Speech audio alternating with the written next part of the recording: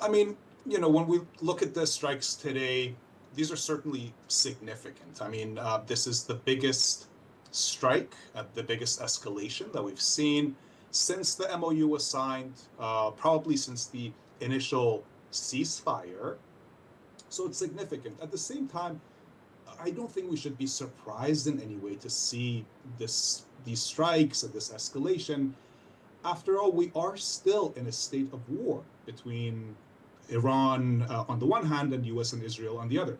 So if you look at statements, for example, that President Donald Trump has made over the last couple of weeks, we can see that he's repeatedly made threats against Iran. Just the other day, he threatened that, if things don't work out the way that he wants, in one afternoon, he could destroy all of Iran's bridges or, civilian infrastructure.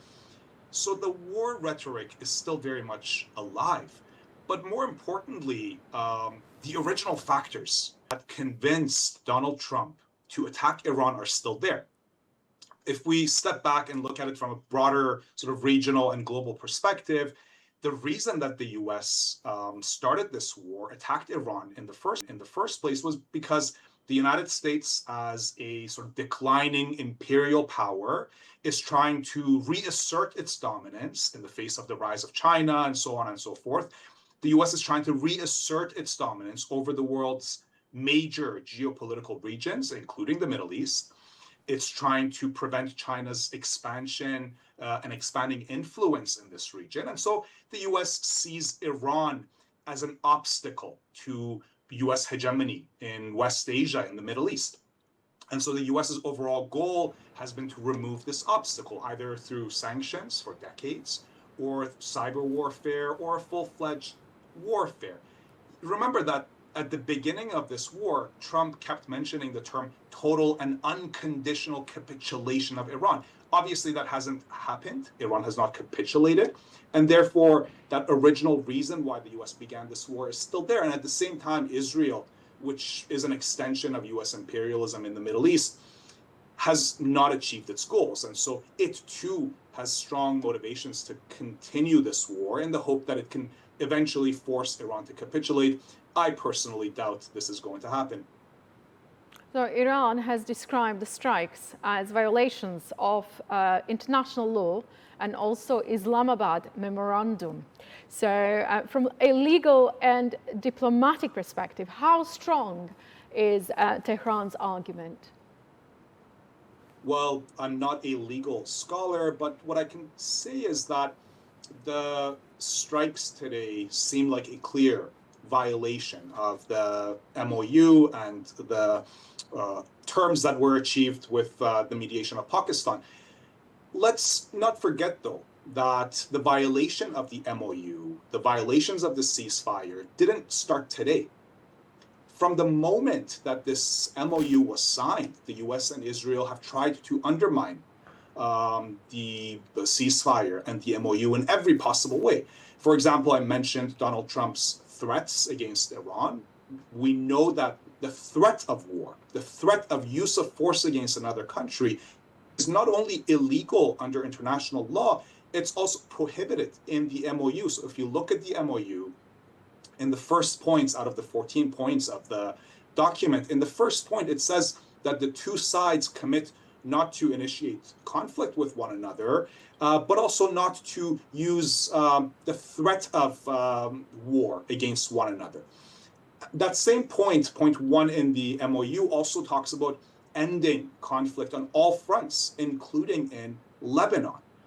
Obviously, that has not happened. That has been violated repeatedly by Israel with US backing. Several hundred Lebanese people have been killed in the last few weeks.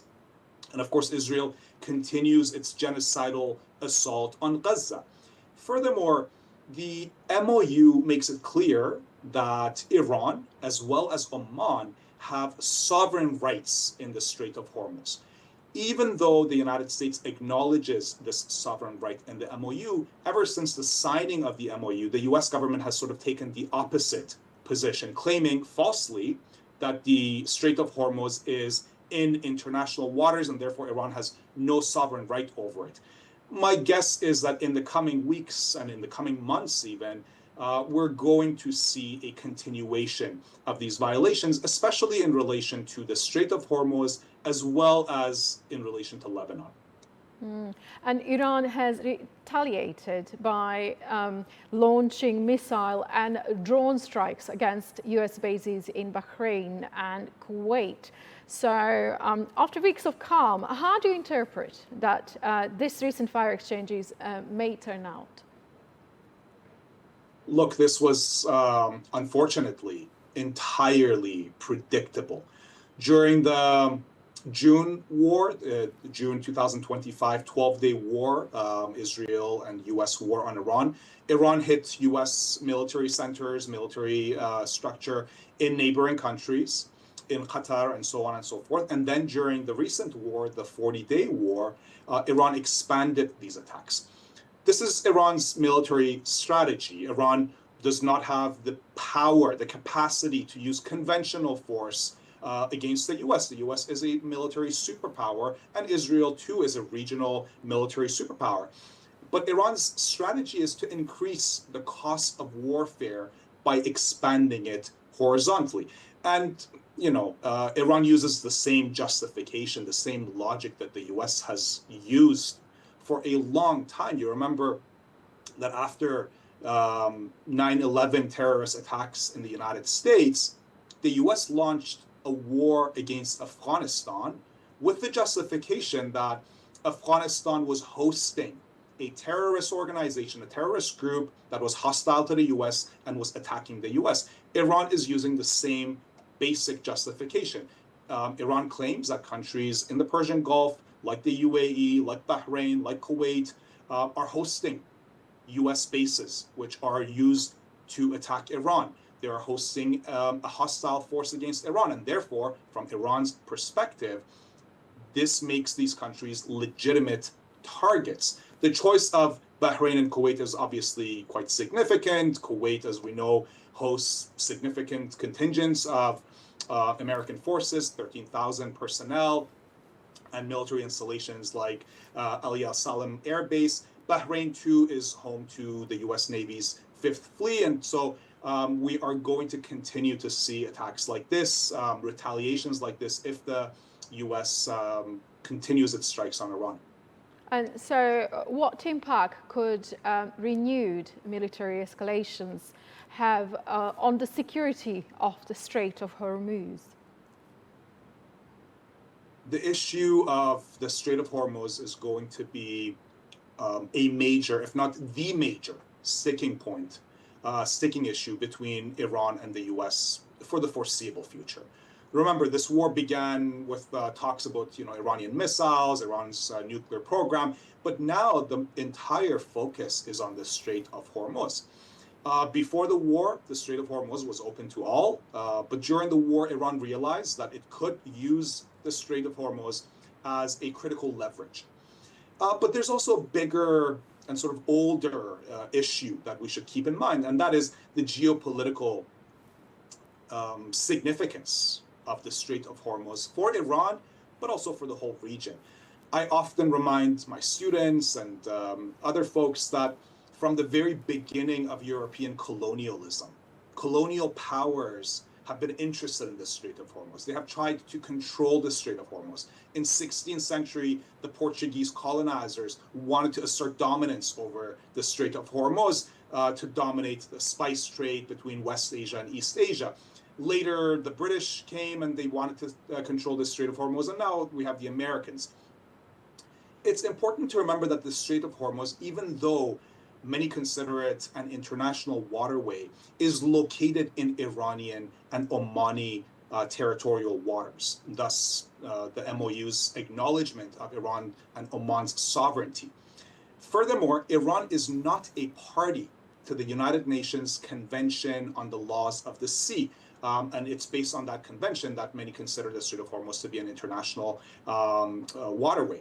Iran doesn't, because Iran is not a party to this document, it doesn't recognize the Strait of Hormuz as an international waterway. And so for decades, even before the revolution in the 1970s, during the monarchy, Iran was trying to find legal ways to assert its control over the Strait of Hormuz. And now, given the conflict, given the outcome of this conflict, Iran feels that this is the chance. This is the chance that it has to assert its control, and it will not give it up. And with diplomacy on the strain, realistically, what role can mediators such as Pakistan, Oman, and Qatar play in preventing another full-scale conflict? Pakistan, Oman, Qatar, Turkey, Egypt, many of these countries have already played an important role. They have tried to put pressure. They have tried to bring a mutual understanding between these countries. A country like Pakistan, for example, has very good close relations to Iran, historical relations to Iran, shared border, but also with the US. A country like Oman has, again, old relations with Iran and also with the US. So they can play an important role. But I don't think that they can prevent a war. They are not in the driver's seat. Donald Trump, as the president of the United States, as the president of the imperial power of the world that we live in, has the keys to solving this conflict, and that's not good news, I don't think, for any of us. What these countries have done is that they have tried to convince Donald Trump that there's no military solution to this problem. I think they have had some success, but there are other forces that are trying to convince Trump that maybe with another escalation, he could win this war. I highly doubt this is going to happen. And so I think it's important for these regional actors to continue to play the role that they have been playing, to convince Trump that there is no military solution to this problem, and that escalation will put the entire region and the whole world really in danger.